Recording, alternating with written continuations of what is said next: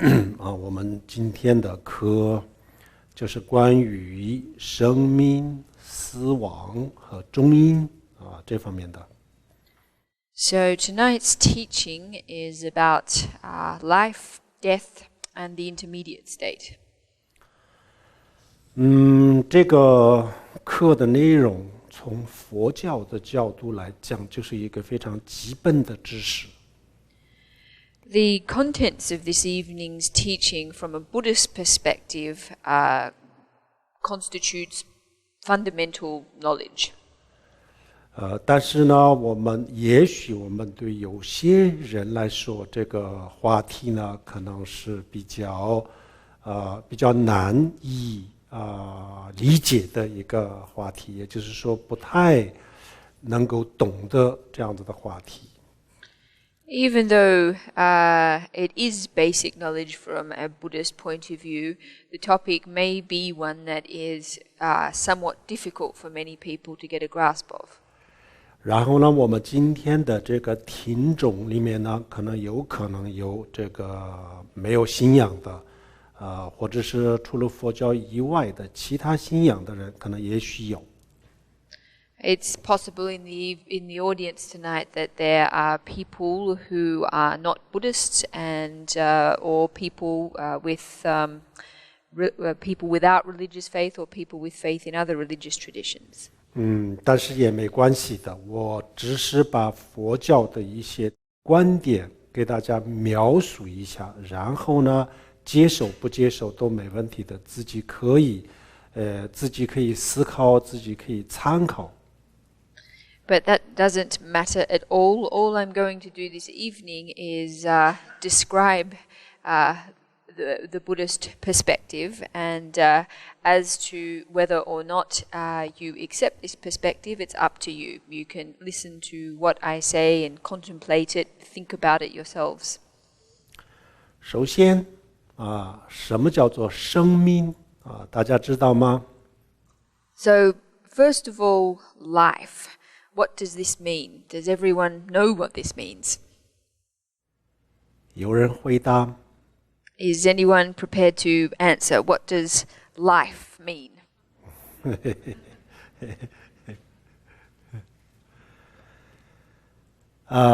生命我们都有生命但是呢，我们大家都不知道它是什么。So all of us have a life, all of us are life, but no one really knows what this means. 然后呢，我们也认为这个植物、这朵花，它也有生命但是呢，它的生命到底是什么，也就可能有不同的解释。And we regard these plants and flowers as also having lives, although as to the nature of their life, that we might have a different kind of explanation. 我们大家都知道，生命就是让人或者是让植物继续能够生存下去的一个这样子的能力这个我们大家都知道。但是这个能力来自于什么，这个我们不是很清楚。So all of us know that life is that capacity that enables humans and plants to continue to survive. However, as to where this capacity comes from, this is something that we have not so much idea. 我们的身体有很多的细胞，这个细胞都是活的。那么如果说我们每一个细胞都有一条生命这样子的话，那我们一个人有那么多条生命不太可能。 So in the human body there are a vast number of cells, and all of our cells are alive. If each of our cells had a life of its own, however, then we would be made up of a great number of different lives, but this is not a ready possibility. 那生命是不是我们的呼吸呢？也不是。呼吸我们人死了以后呢，这个机械医疗机械可以让人继续呼吸。So if it's not cells that give us or that constitute our life, then is it our breath? Well, no, it's not our breath, because if we think about it, a respiratory machine can assist us to breathe if we're not able to do it ourselves. 那么生命是不是我们的心脏的跳动呢？也不是医疗机械人死了以后呢，也可以让我们的心脏继续跳动。Is it perhaps then our heartbeat?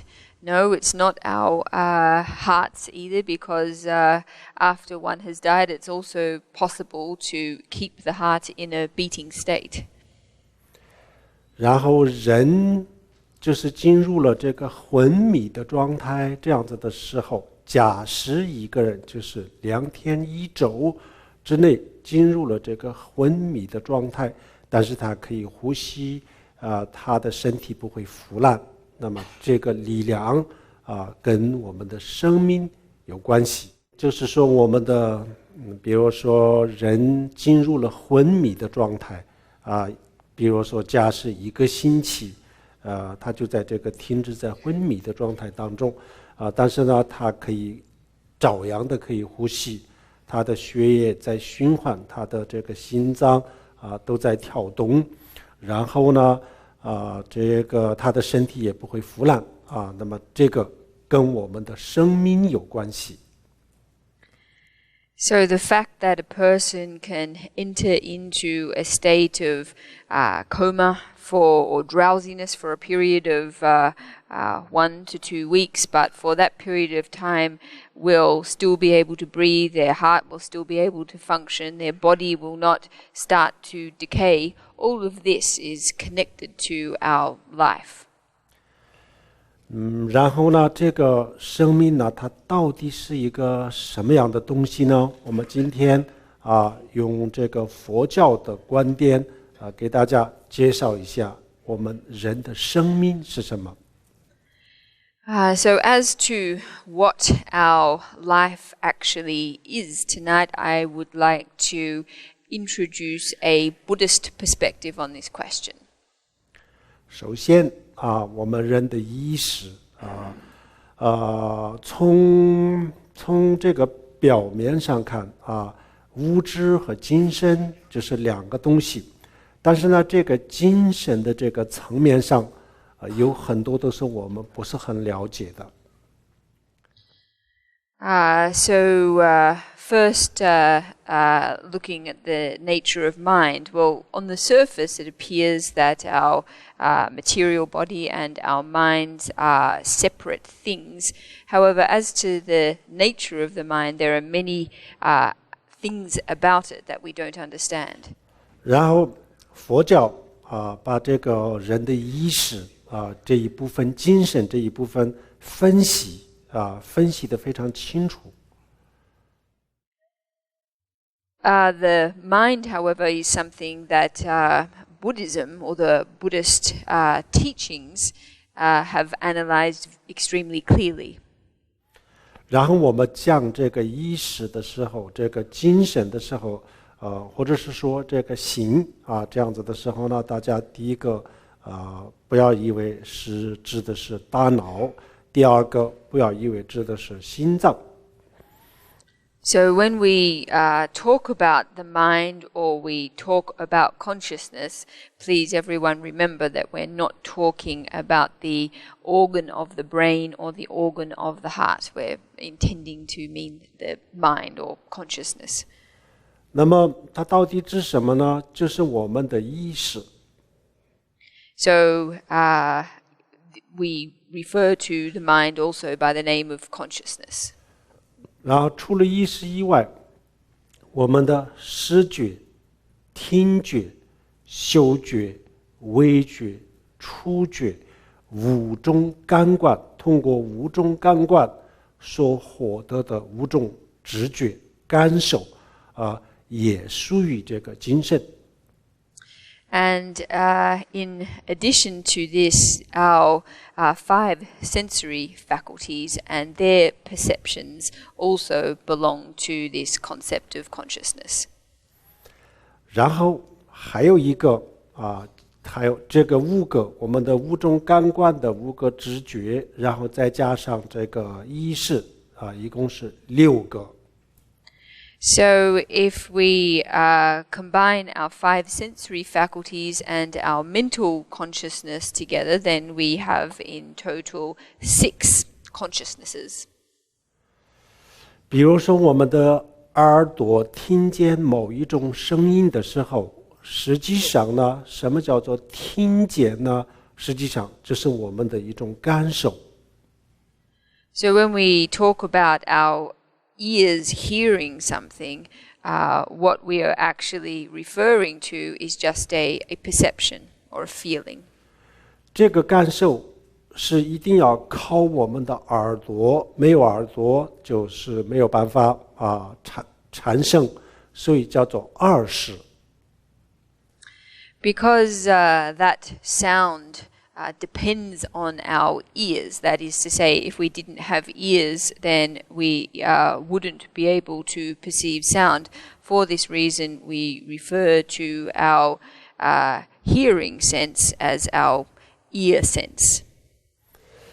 那么除了这6个以外，还有一个叫做我执它是一个比较特别的，我们随时随地都有一个，我们做任何事情都离不开一个我字。比如说我要学习我要工作我要怎么样这随时随地都有一个我字在我们的心里，这个是永远都是离不开的。And then in addition to these 6 levels of consciousness, we also have what is referred to as a defiled mental consciousness. And this refers to the sense of self or ego, which is constantly present regardless of what activity we undertake. We have a concept of I, me who is studying, me who is working. This is something that is inseparable from everything that we do. 这是这个精神的层面当中的这个第7个。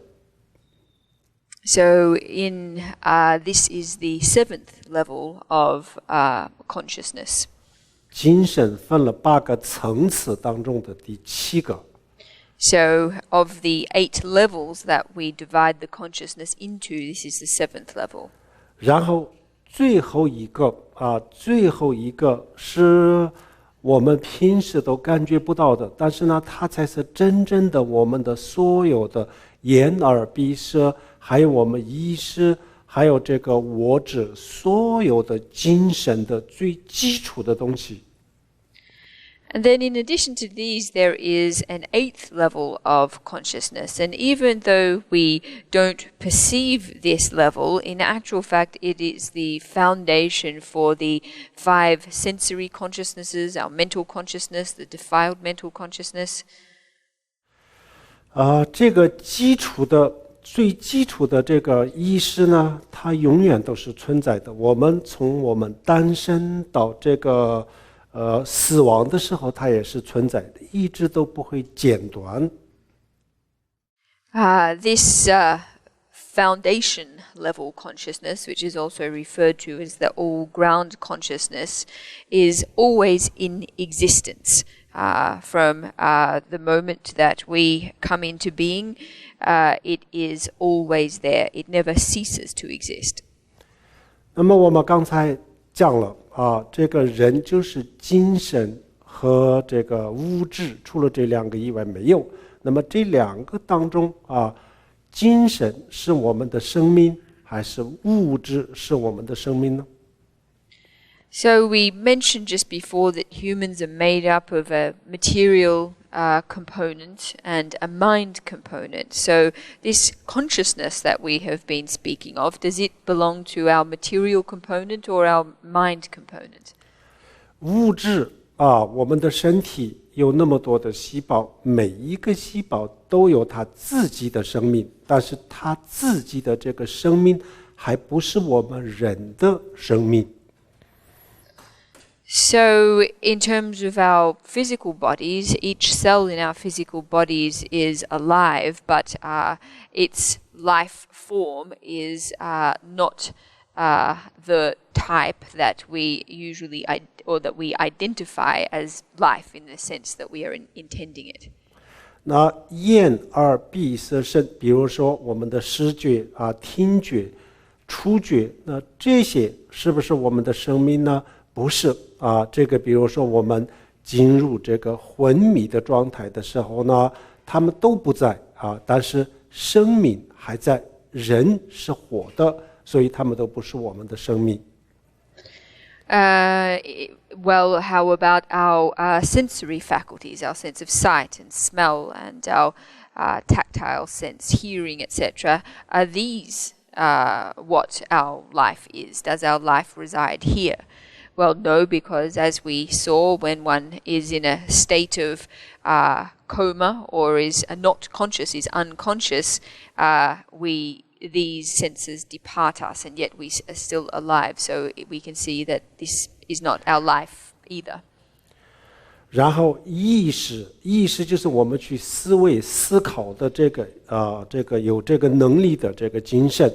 那么这个也不是我们的生命，因为这个我们比如说进入了深度的这个昏迷的时候呢，它也不在。这个时候我们不会去思考不会去判断但是生命还在，所以就这个就证明它也不是我们的生命。How about our mental consciousness then? Is this where our life resides?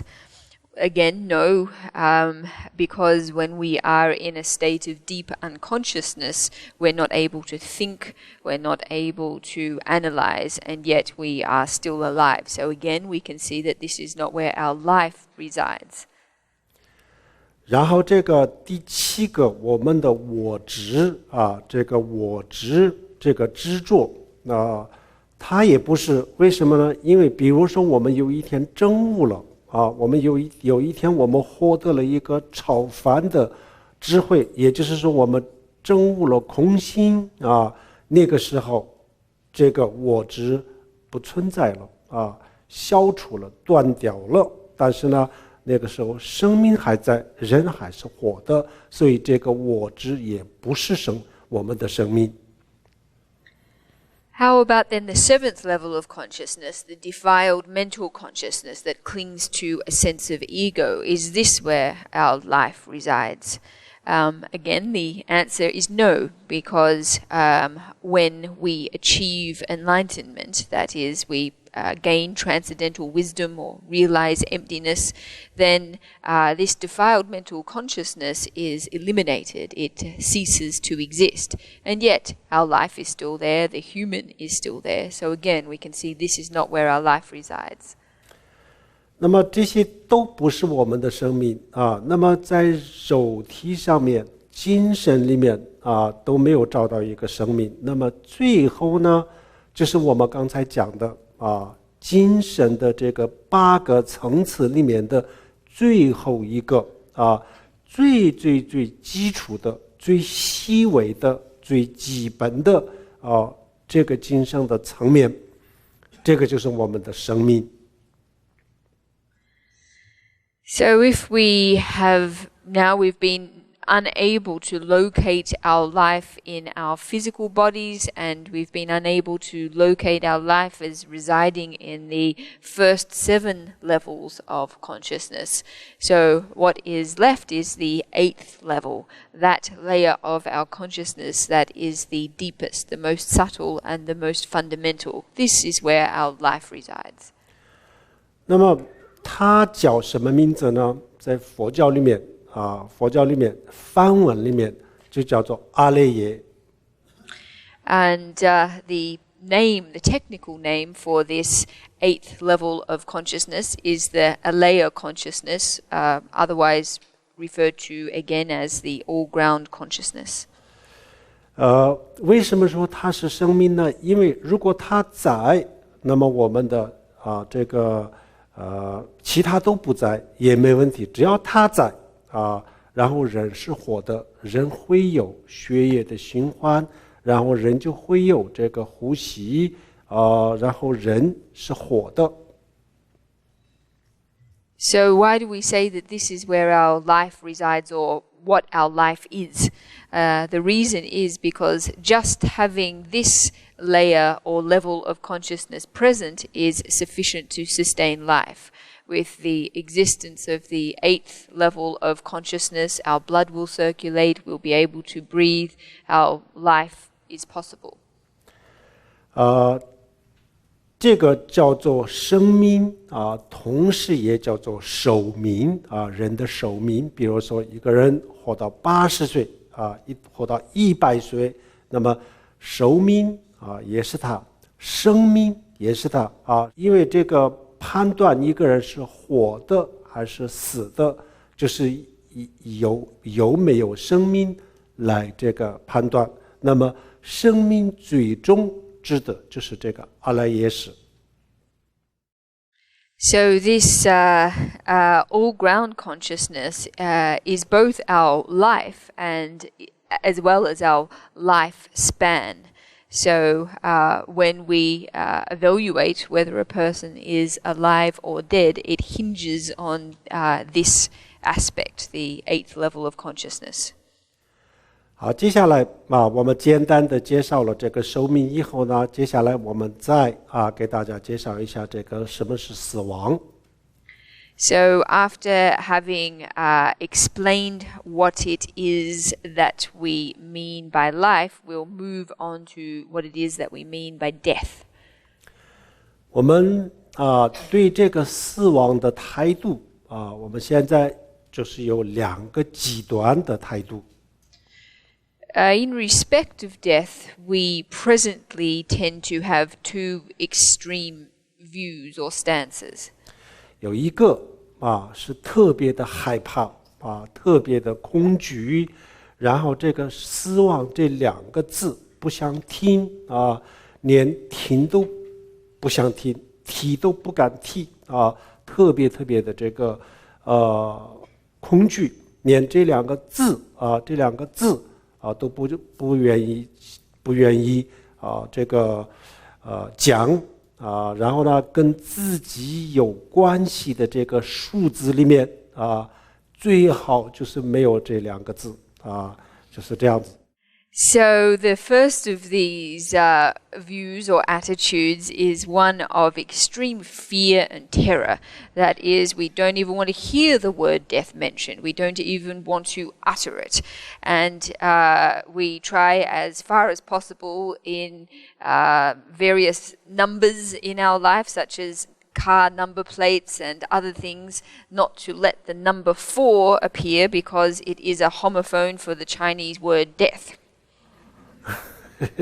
然后第2种这个态度呢，比如说就是完全是无所谓完全是无所谓无所畏惧，一点都不害怕，无所谓，根本就不管死了就死了，死了以后是什么样子，需不需要做一点准备这都是根本去不想理他这是另外一个极端。And the other extreme view is one of not caring in the slightest, having no fear whatsoever, no concern, just thinking, oh well, if I die, I die, and not giving a second thought to whether or not it's necessary to make any preparation. 这2个是为什么这样子呢？就是因为他们都这2个观点这2个态度都是来自于不太了解死亡的真相。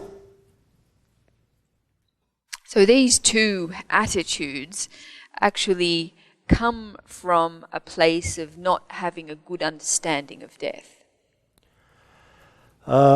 那我们应该怎么样了解这个死亡？死亡到底是什么？死亡到底发生了什么？我们的生命当中到底发生了什么？ So as for death, how to understand it? What is it? What happens when we die? What happens to our life when we die? 首先我们很多人觉得死亡就是等于是一个人的一切都结束了一个人的生命一个人的一切就结束了，从此以后这个人不存在了这个人就以任何形式它都是不存在的，这是一个观点。Firstly, many people are of the view that when death takes place, a person, everything, the totality of a person comes to a complete end, such that they will never exist again in any form whatsoever. 然后也有其他的各种各样的这个观点我现在就是给大家介绍一下佛教这个对这个死亡的解释。Of course, there are other viewpoints, and what I'd like to do now is introduce to you a Buddhist explanation of what death is.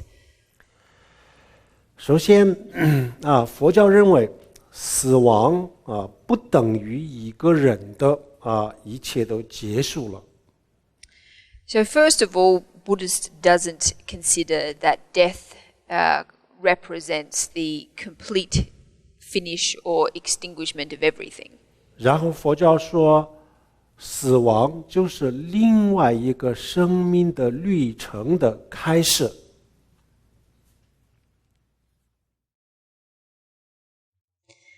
But rather considers death to be the beginning of a new journey. 为什么这么说呢？因为刚才我们已经了解了什么是生命，生命就是我们的最基本的这个阿赖耶识。And what's the reason for this? Well, as we just saw, what we consider life to be is, or where we consider life to reside, is our eighth level of consciousness, the all-ground consciousness. 它不会停止，它不会间断，它不会毁灭。This is not something that will cease, that will stop, that will ever be extinguished. 大家知道，这个物质是以分子和原子、电子组成的一个这样子的东西，我们看到的物质。So everyone, this object that I'm holding in my hand, everyone knows is made up of atoms and molecules and electrons. 然后物理学应该大家都知道有一个定律，就是物质不灭，或者是能量守恒。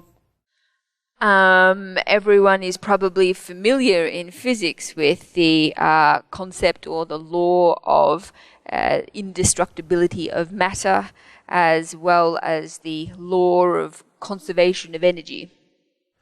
什么是物质不灭？比如说我们现在这看到的这个物质，它的形式会变化会变，会毁灭，可以毁灭。但是呢，构成这个东西的原子是不会毁灭，是不会间断的它的这种形式、这种形状、这种外表外形会毁灭的会消失的，但是构成它的这个原子是不会毁灭的。So if we consider what the meaning of the indestructibility of matter, we can take this object and see that although its form might change, its external form might be subject to destruction, the atoms by which it is comprised, they will never cease to exist and they will never be destroyed. So even though the external form may cease to be, it may disappear, the atoms out of which it is made will always continue to exist.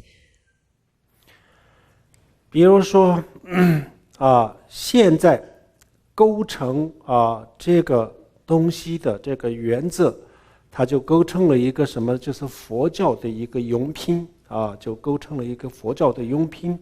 那么这个外表形状没有了以后呢，这个原子它可以重新变成另外一个物质，有可能是一个餐具有可能是另外一个汽车上的一个零件或者是就另外一个东西等等以这样子的东西的形式会出现在我们的眼前。So we can see here that the atoms in this case are forming, or they are constituting a Buddhist implement.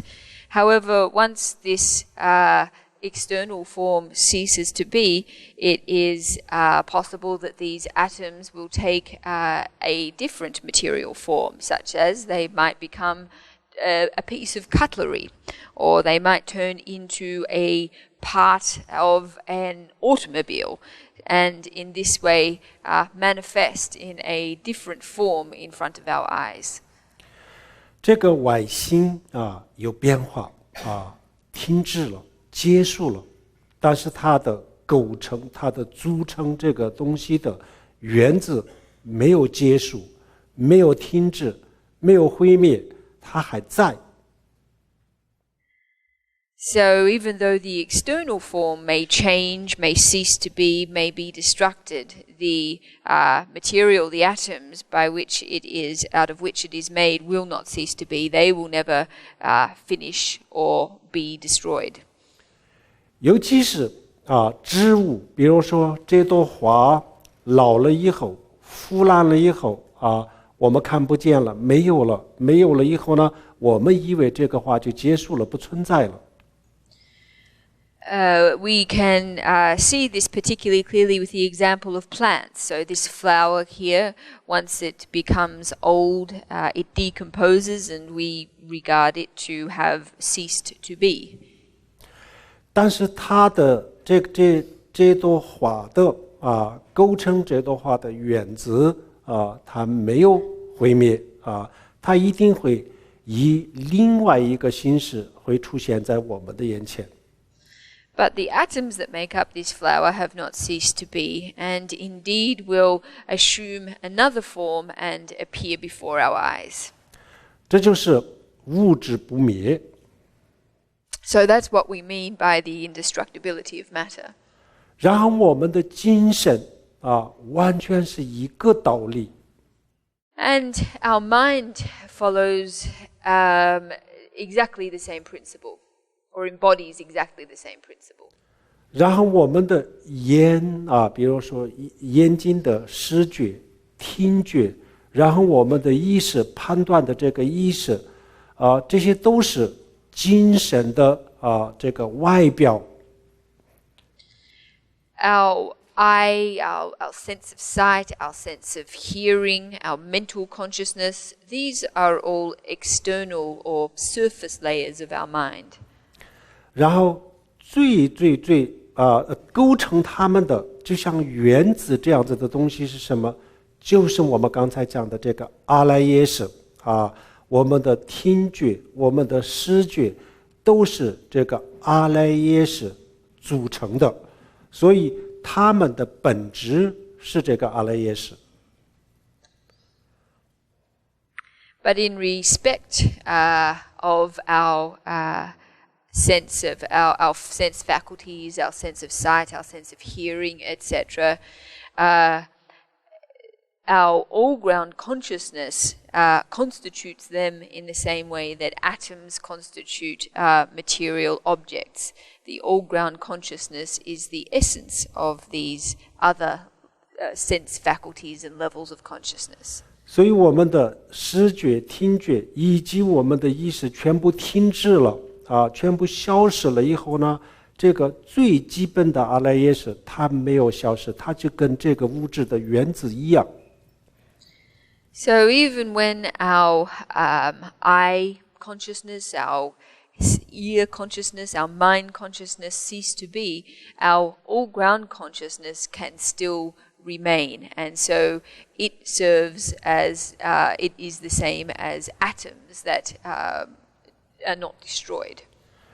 然后更重要的我们的意识也是物质的一部分。And even more importantly, our 我们的今生啊，也就是从佛教的角度来讲，今生也叫物质，因为物质有很多不同的物质。我们现在多数人认为就是这种东西，外在的这些东西我们认为是物质。然后呢，精神它不是物质，但是从佛教的角度来讲，精神它也是物质。So even more important is the fact that our consciousness is also a form of materiality. It is also material in nature. There are many different forms of material things. Materiality has different forms. Many people think that only objects very like this are material, but from a Buddhist point of view, our mind is also material as well. 物质有固体，有液体，有光，有能量有透明的，有不透明的有各种各样的物质。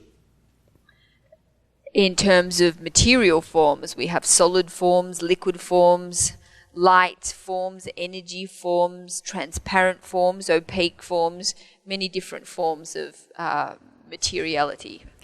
所以我们的这个意识也在这个物质的范围当中。So our consciousness also belongs to the scope of materiality.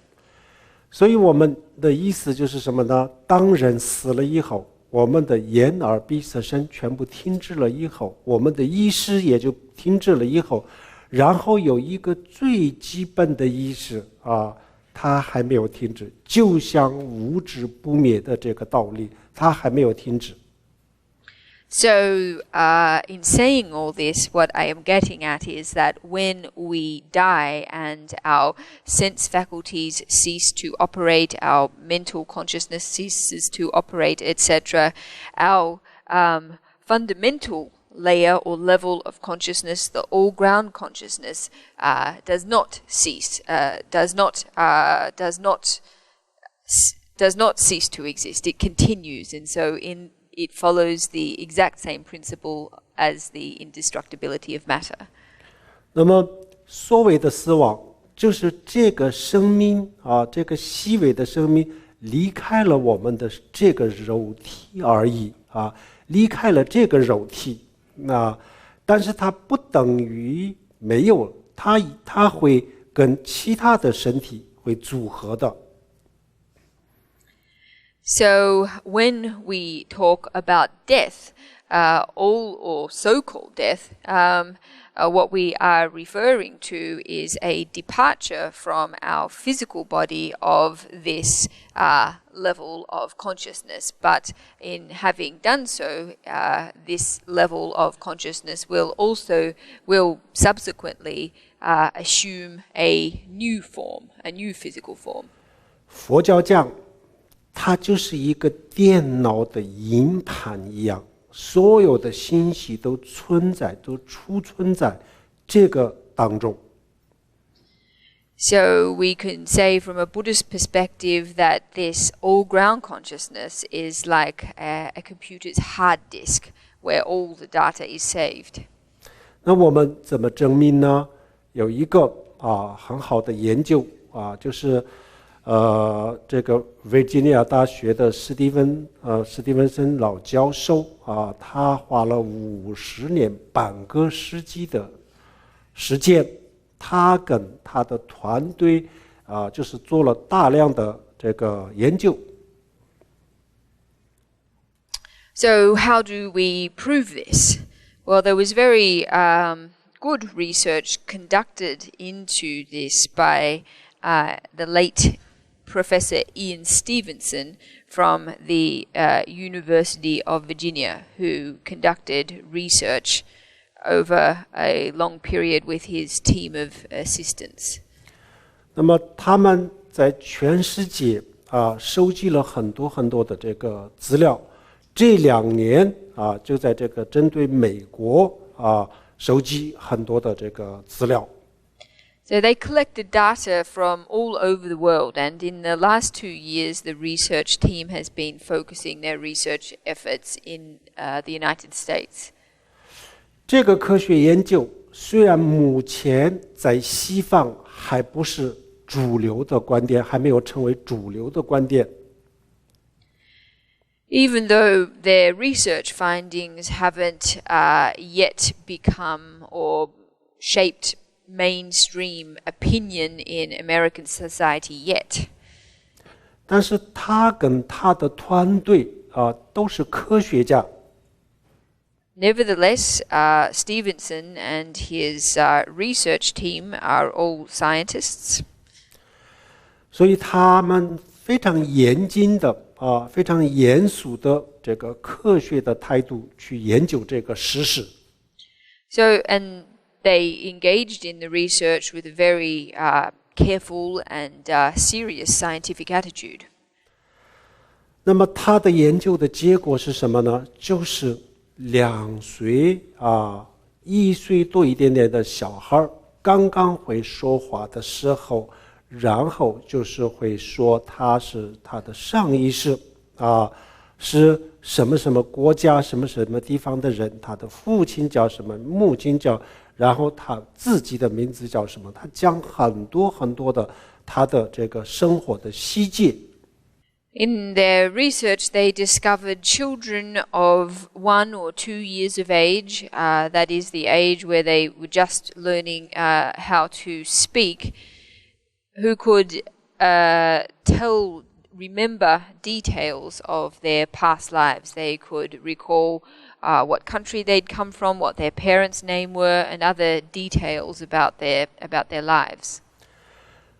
然后更有意义的他们不仅仅是讲不仅仅是这些小孩讲有这么一个事情然后他的科学家的这个团队到实地去调查的时候呢，那么确实有这样子的事情。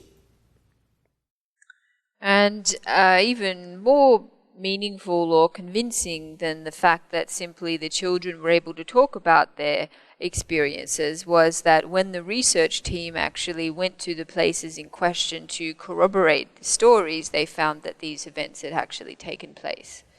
然后还有更有趣的就是这些小孩他不单单就是说他是上意识一个什么其他有另外一个父母而且因为他们的记忆当中上意识的这个对父母的这个感情还没有把它磨掉，上意识带来的这种对上意识的这个父母的感情非常非常的浓厚所以他们一点都不觉得现在的父母是他们的父母亲生父母他们的这个想象当中在这个意识的深处他们一直都认为他的父母就是上意识的这个父母。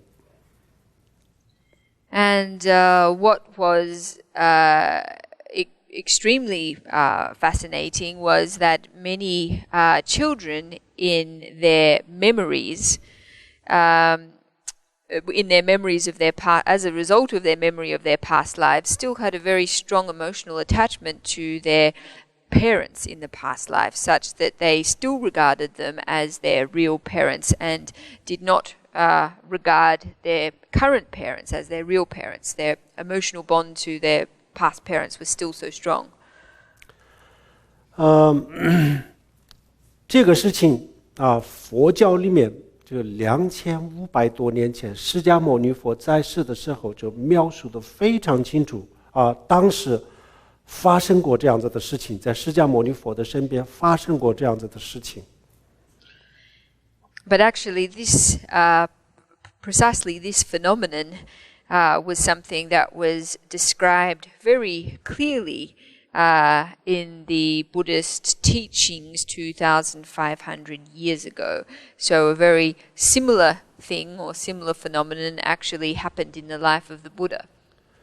然后后来就这么长时间2500多年当中，佛教的这个历代的那些学者成就者，在他们的著作里面呢，就找到很多很多关于这方面的这些描述。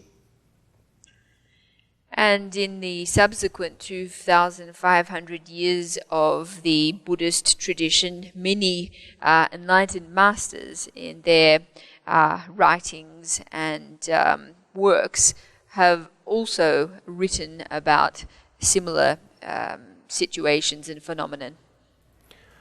然后18年前我也在这个西藏也就遇到过很多这样子的事情，然后也就专门去研究过、调查过这个事情。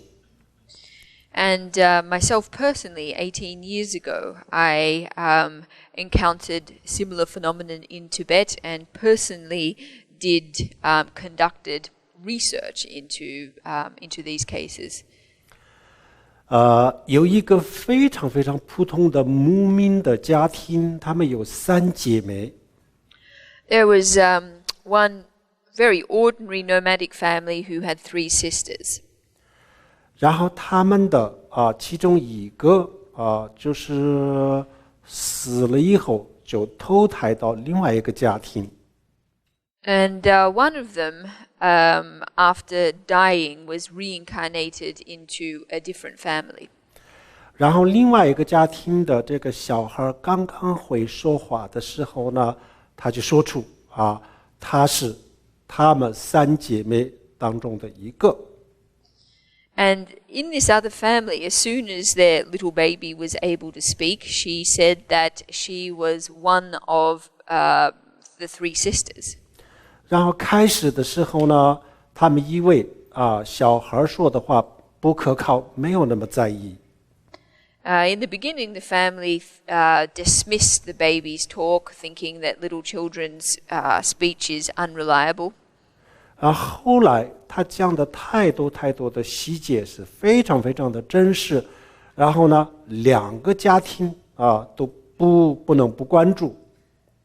However, because the young child continued to speak about details that were so realistic, both families found themselves not being able to ignore what was being said. 然后他的另外这个3姐妹当中的另外2个也亲自去见了面。And the 2 remaining sisters from the other family came to the new family to see the young child. 然后我去调查的时候呢，也就找了这2个她3个姐妹当中的另外2个，那个时候都已经是70多岁的老太太了。And when I went to research this case, I went to interview the 2 older sisters who were by that time elderly women of 60 or 70 years of age. 那么他们2个描述他们当中的他们一个妹妹去世，然后转世，他们后来又见面，他们描述这个过程的时候，2个人都是60、70岁的老太太，泪流满面。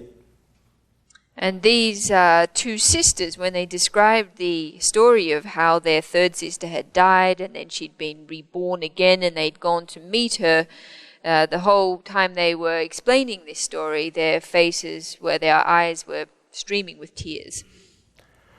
同样的事情，我后来就是看到这个美国有一个博士，也是医学和哲学的双博士，他写了一本书。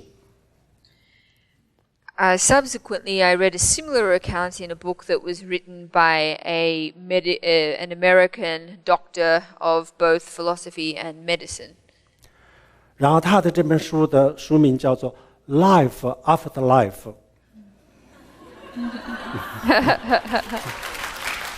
谢谢。The name of his book is Life After Life. 生命之后的生命。那么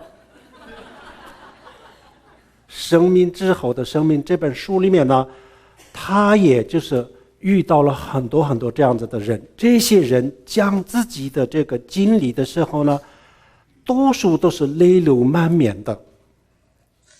And in this book, he describes many people who had very similar experiences. And when they recounted these experiences to him, they too were very emotional and cried. 这本书里面就有150个人的这个经历他研究的非常，他以科学的态度去研究。那么这个不是死了以后的那个，就是濒死经验死亡的边缘上回来的这种人。So actually, in this book, Life After Life, there are 150 cases that were investigated with a scientific attitude, but these were cases of near-death experiences. 然后斯蒂文森他们的手里就是有2500个这样子的小孩的这个个案。And the data set that has been collected by Stevenson's research group has 2,500 cases of children who remember past lives. 我很早以前就对他们的这个研究很感兴趣，因为本身佛教里面有这个不说，就是因为18年前我也遇到了很多这样子的人，就是有研究过，有调查过，后来对他们的这个研究的结果很感兴趣。I became very interested in their research a long time ago. Of course, such things are described in the Buddhist teachings, and I myself, 18 years ago, began researching such phenomena, and then became very interested in the work that they were doing. 所以15年和16年去年前年都有跟他们交流过。And for this reason, in 2015 and 2016, actually went to have a conversation, to have a discussion with these researchers. 那个斯蒂文森他不在07年的时候就已经去世了，但是他们的这个团队在继续研究。Professor Stevenson himself wasn't there. He passed away in 2007, but his research group is continuing his research. 然后他们的2500个这个案例当中他们现在就是选出来了2000个案例。And of their 2,500 cases, they've selected 2,000. 就是不太可靠的有500多个这个现在他们暂时不用，就现在选了2000个。So 500 cases that they felt were not completely reliable, they took out, and they're presently using 2,000 cases as their data set. 然后2000个这个数据输入电脑，然后再分析分类这个2000个这个小孩的这个个案当中有哪些方面的共同点然后呢这个里面有没有一个自然的规律然后再研究这个事情，就是去年。And as of last year, they began to analyze this data, so enter it all into their system to see whether or not there are commonalities in the experiences of their various case subjects, and whether or not there is a common trend or common patterns throughout them all. 我在西藏这个发现的跟他们的这个研究的这个结果有很多地方是这个非常相同的，这里面完全有一个规律根本就不是一个小孩胡说八道。The research that I did in Tibet yielded results that were very similar to those those of the Stevenson research group, and indeed suggest a pattern, a pattern. So suggesting it is certainly not the case that the children are just making things up. 然后这些小孩不仅仅是说，那他们的这种，比如说对上一世的父母的这种感情等等，这么一个小孩是根本这么装是装不出来的，根本不可能的。And it's not just that these young children are able to tell stories or give details about past lives. The emotional bond that they have to their previous parents is very strong. And this is not something that a child that young would be able to fake or pretend. 那么它里面有一个规律，比如说所有的小孩都是小的时候5、6岁的时候记得特别的清楚，然后7、8岁了以后呢，逐渐的淡化，然后就记不得，这个几乎是全世界的这个几千世的小孩都是这样子，都是一样的，就一个规律。And there is a common pattern that emerges from all of these children. It seems that at 5 or 6 years of age, they remember their past lives very clearly, but by the time they reach 7 or 8, their memories gradually fade to a point where they don't remember. 然后全世界的这个小孩，就是几千世的这些小孩都有一个共同点，就是比如说他上一世是因为车祸死的那么下一世这个小孩就对汽车的这个恐惧完全是与众不同这是所有的小孩身上都有这个事情。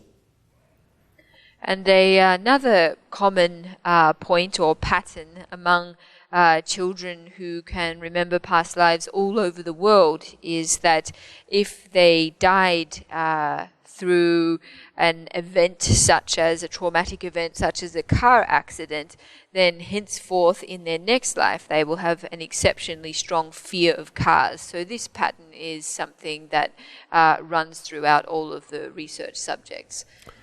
比如说我调查过的有好几个案例，有一个案例呢，他上一世是一个修路的工人，修公路的工人。I also did one case study of a woman who built roads. 是一个修路的一个工人，然后呢，他死的时候就是因为车祸死的。And when she died, it was on account of a car accident.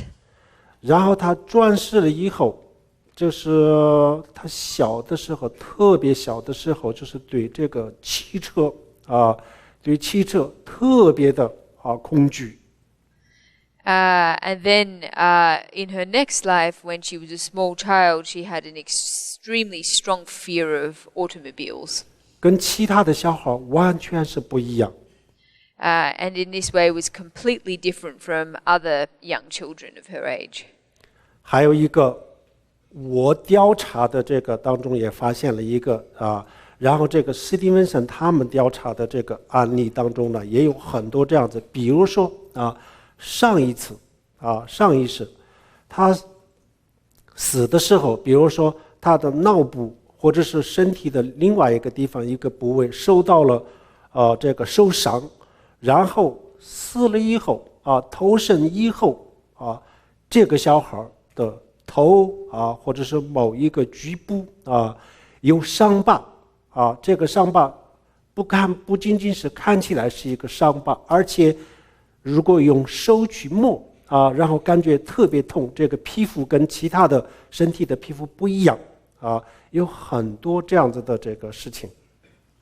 And another pattern that I observed in my own research, and which was also discovered in the research by the Stevenson Research Group, was that people who in their past life had sustained injuries to a certain part of their body, whether it be their brain or another body part, in their next life, after being reborn, would frequently have scars on corresponding with that body part, so on their head or whatever part of the body it was that was injured.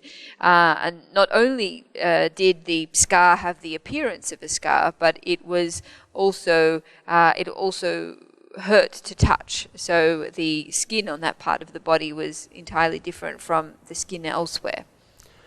然后我问这个史蒂文森的团队史蒂文森先生，他的医生的这个对这个方面的这个研究方面的最大的遗憾是什么？ And when I went to speak to the research group, I asked them what Stevenson's greatest regret was about his research. 那么他说，他的最大的遗憾，他一生当中最大的遗憾，就是因为他的这个研究结果没有被主流科学界关注。And his greatest regret was that his research findings had not been taken seriously by mainstream science or mainstream scientists. 好，这样子以后呢，从人类历史的角度来讲，从接近3000年到今天的这个历史当中，一直都有这个现象。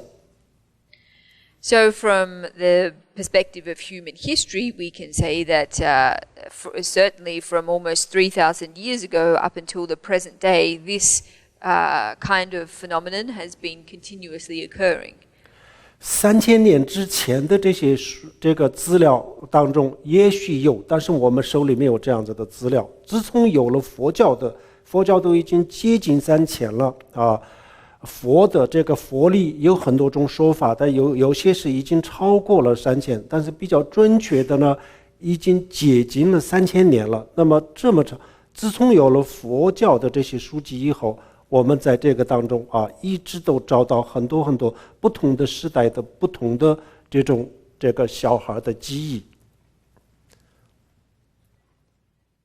So going back further than 3,000 years ago, it is possible that similar stories or accounts are recorded in scriptures and texts, but we don't have them available to us. What we can say for sure is that from the beginning of Buddhism, which we can date now to almost 3,000 years ago, although there are different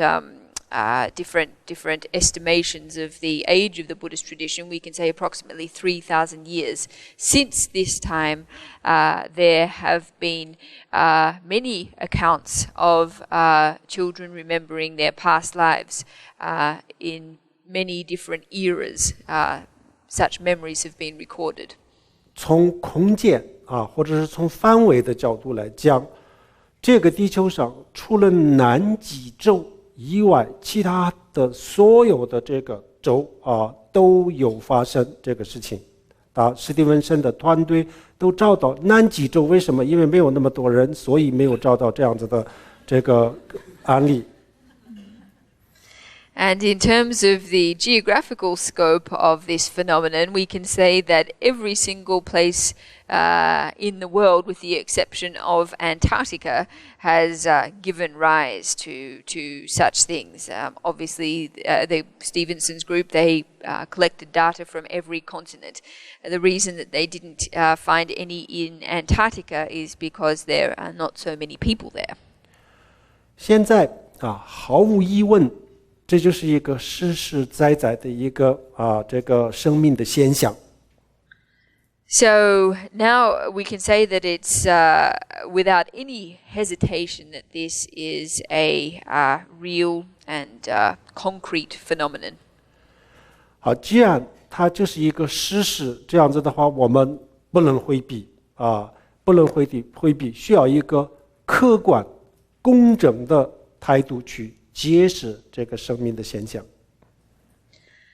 So since it is a real and concrete phenomenon, we can't avoid it, and we need to adopt a objective and open approach to explaining it. 有人说这个是个案跟大众没有关系这个就是少数人的事情啊，但也不能这么说。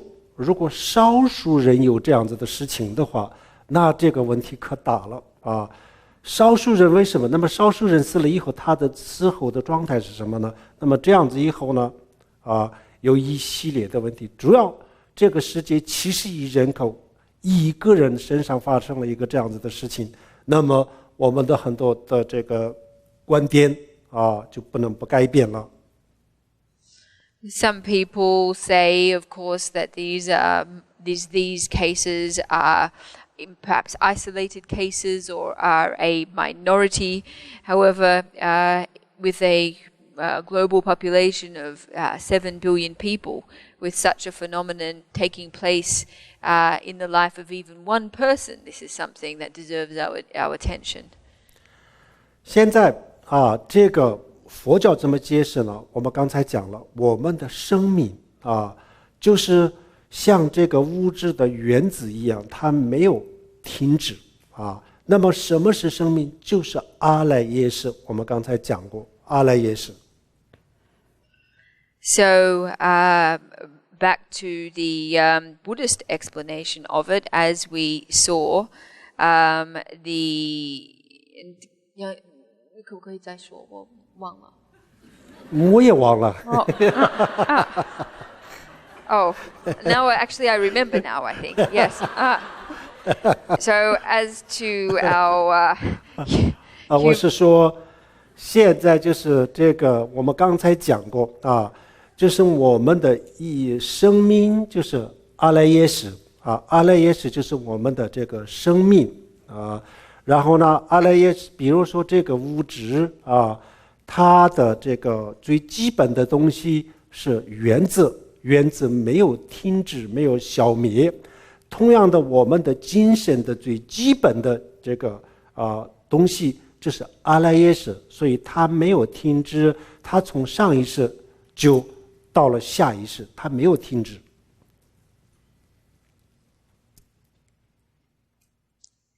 So as we saw, our life resides our life resides with our all-ground consciousness.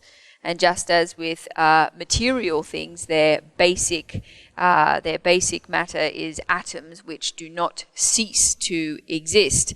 In just the same way, our all-ground consciousness does not cease to exist either. It passes from one life into the other, into another, from this life into the next, but does not cease. 然后这个阿赖耶，我们刚才讲了，佛教就讲它就像电脑的这个硬盘一样，所有的上一世的记忆都储存在这个当中就储存在这个当中。然后现在这个阿赖耶识从一个人的身上，然后迁移移植到另外一个人的身上的时候，那么另外一个人的身上就可以把那个另外他上一世的人的这些记忆然后这个人就完全可以回忆。So as we said, the all-ground consciousness is just like a computer's hard drive, where all the memories of a person's life are saved. So if this all-ground consciousness is transferred from the body of one being to the body of another, then it is entirely possible that the being to whom the all-ground consciousness is transferred can remember these details of their past life. 就像我们有2台电脑有一台电脑的硬盘拆下来然后呢我们就装在另外一个电脑，这样子的话，那么另外一个电脑当中可以打开刚才另外一个电脑的所有的数据，因为它的硬盘已经装在这个电脑上面这完全是一样的道理。So it's just the same as taking the hard drive out of one computer and inserting it into another. It then becomes possible on the second computer to open up all the data files that were on the previous computer because we have transferred the hard drive. It's exactly the same principle. 所以我们的这个生命是不会永恒的停止，所以我们对死亡不要以这个非常消极或者非常绝望的态度去看。So, because our life continuum will not permanently cease, will not cease, then there is no need for us to adopt a negative or despondent attitude to death. 所以我们的这个生命它是永远都不会停止的。从佛教的角度来讲，最后它提升转化为佛的智慧那个时候呢也没有停止，只是转化而已。So our life never ceases. Our life force never ceases. It can be refined and transformed into Buddhist wisdom, but this is a transformation of that life force. It's not a ceasing of existence. 所以我们比如说从佛教的角度来讲，比如说我们这一世我们如果某一个心愿还没有这个达到这样子的话，那么我们可以继续下一世可以继续去努力奋斗。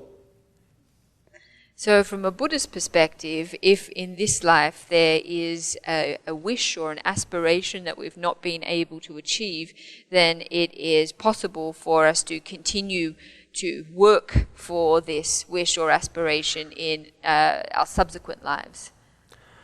昨天我们也讲到过，比如说我们全世界的这个机场那么多的飞机就是集中在一个机场，然后停留半个小时、1个小时，然后又飞到世界各个的地方，然后他们又在另外一个机场，大家都会聚会。So just as we said last night, there are airports over the world where many airplanes come to land for a period of no more than half an hour or 1 hour, and then they take off again and then meet at another airport somewhere else. 他们又会回到现在的这个机场，他也会回到另外的机场。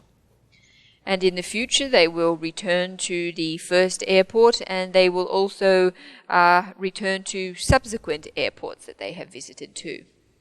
我们人或者其他的生命也是这样子。这一次我们大家都聚会在一个这样子的一个小小的星球上然后呢50年、70年、80年过去了以后呢，然后又会走到自己走的地方然后又跟另外一个人跟另外一群人或者是生命聚会。And it's the same with people and animals too. Right now, in this lifetime, we've come together on this small planet, but after 50 or 60 or 80 years, we'll go somewhere else and then come together with another group of beings, whether humans or other kinds. 刚才我们讲过了，因为这个对死亡的这个过度的恐惧呢，就是因为来自于他认为死亡就是生命的结束但不是这样子，所以呢，死亡也没有那么的恐惧可怕。So as we saw, an attitude of excessive fear derives from the belief that death is the terminus of life. But this is not the case. So in actual fact, death is not nearly this scary or frightening.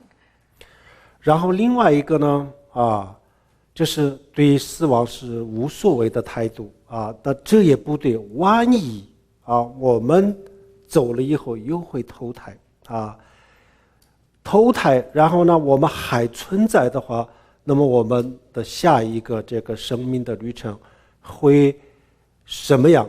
以什么样的身份会是什么样子？这个有没有什么办法，我们现在去改变我未来的一些不好的东西啊？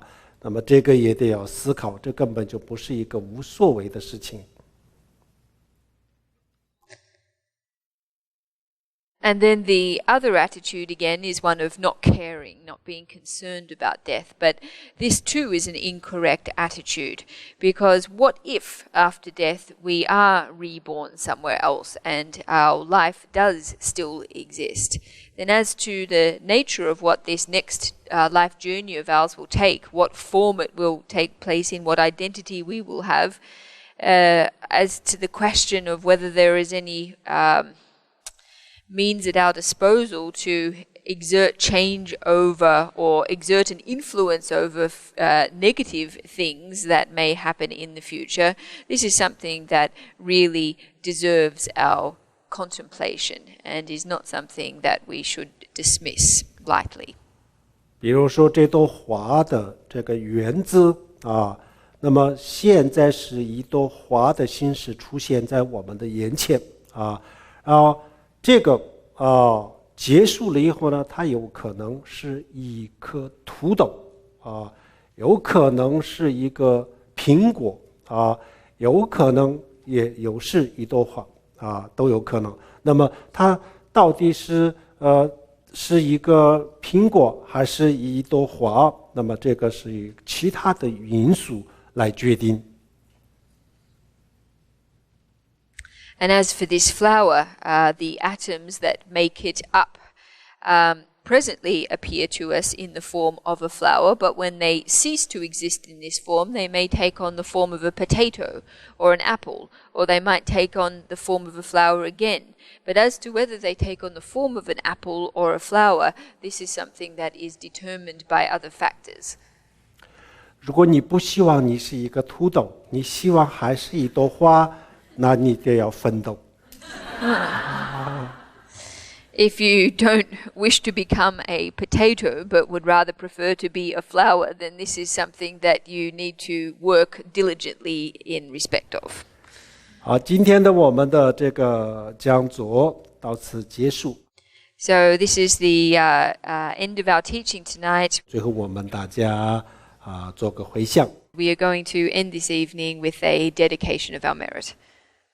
Sonam de damja zamba nya domne ni be jana banji dirga nan je wa no zhe ba zhe bin zo lin zhuo a zhou er xiu om a hong ban zhen ge zhe ba ma se de hong om a hong ban zhen ge zhe ba ma se de hong om a hong ban zhen ge zhe ba ma se de hong 谢谢大家，大喜别乐。